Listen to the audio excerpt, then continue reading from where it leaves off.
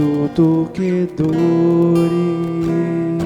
Aleluia, aleluia, aleluia.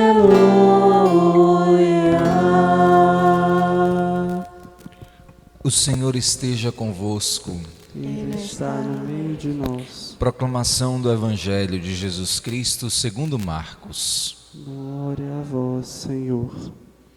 Tendo sido aclamado pela multidão, Jesus entrou no templo em Jerusalém e observou tudo. Mas, como já era tarde, saiu para Betânia com os 12. No dia seguinte, quando saíam de Betânia, Jesus teve fome. De longe ele viu uma fogueira coberta de folhas e foi até lá ver se encontrava algum fruto. Quando chegou perto, encontrou somente folhas, pois não era tempo de figos. Então Jesus disse à figueira: que ninguém mais coma de teus frutos. E os discípulos escutaram o que ele disse. Chegaram a Jerusalém. Jesus entrou no templo e começou a expulsar os que vendiam e os que compravam no templo. Derrubou as mesas dos cambistas e as cadeiras dos vendedores de pombas. Ele não deixava ninguém carregar nada através do templo e ensinava ao povo dizendo: não está escrito: minha casa será chamada casa de oração para todos os povos? No entanto, vós fizestes dela uma troca de ladrões. Os sumos sacerdotes e os mestres da lei ouviram isso e começaram a procurar uma maneira de o matar, mas tinham medo de Jesus, porque a multidão estava maravilhada com o ensinamento dele. Ao entardecer, Jesus e os discípulos saíram da cidade. Na manhã seguinte, quando passavam, Jesus e os discípulos viram que a figueira tinha secado até a raiz. Pedro lembrou-se e disse a Jesus: olha, mestre, a figueira que amaldiçoaste secou. Jesus lhe disse: tendes fé em Deus? Em verdade vos digo, se alguém disser a esta montanha: levanta-te e atira-te ao mar, e não duvidar no seu coração, mas acreditar que isso vai acontecer, assim acontecerá. Por isso eu vos digo, tudo o que pedires na oração, acreditai que já o recebestes, e assim será.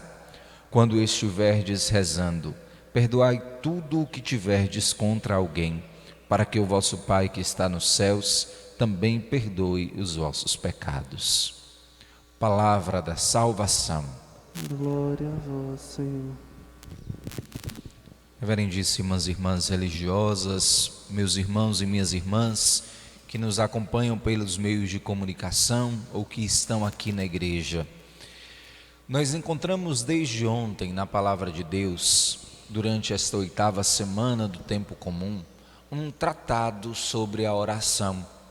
Ontem nós encontrávamos naquele cego que estava no caminho esperando por Jesus, um modelo muito pertinente de como nós devemos estar com o Senhor.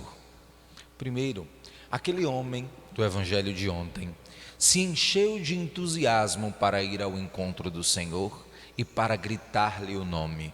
Tamanha era a sua fé, disse o texto, que por causa dela Jesus o curou.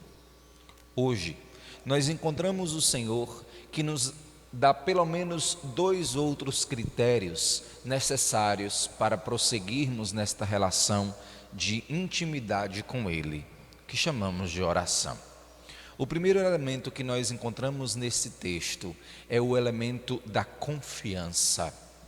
A fé pressupõe uma confiança total e absoluta em Deus, isto é, um abandono capaz de deixar-se penetrar de tal modo que nada nos roube a paz. Confiar em Deus, portanto, é o princípio elementar de qualquer pessoa que deseja ser um homem, uma mulher de oração. O segundo elemento é que tenha um coração capaz de perdoar. É interessante como em todas as passagens que se referem à oração, a palavra de Jesus nos traz o aspecto do perdão como um critério indispensável para tornarmos-nos homens espirituais.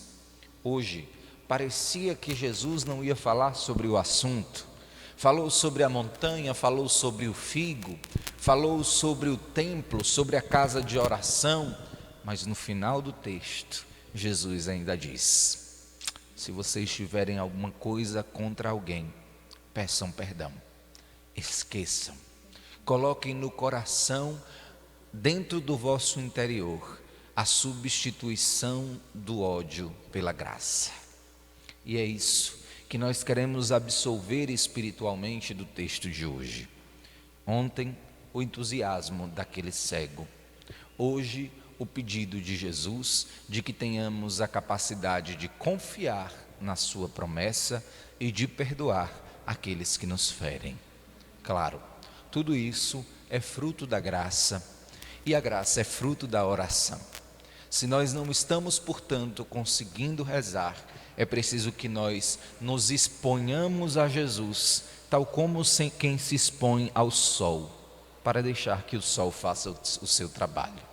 Se não conseguimos deixar com que a graça nos penetre de uma maneira natural, deixemos de uma maneira disciplinada. Tomemos a decisão de abraçar a graça de Deus, porque muitas vezes a nossa natureza tende à concupiscência e é preciso nós, à força, trazermos a nossa natureza para a graça, dispensando a concupiscência para a qual tende. Peçamos ao Senhor que nos ajude neste itinerário, difícil, mas cheio de alegria, porque quem está na vontade de Deus só pode encontrar paz verdadeira e interior. Assim seja. Amém.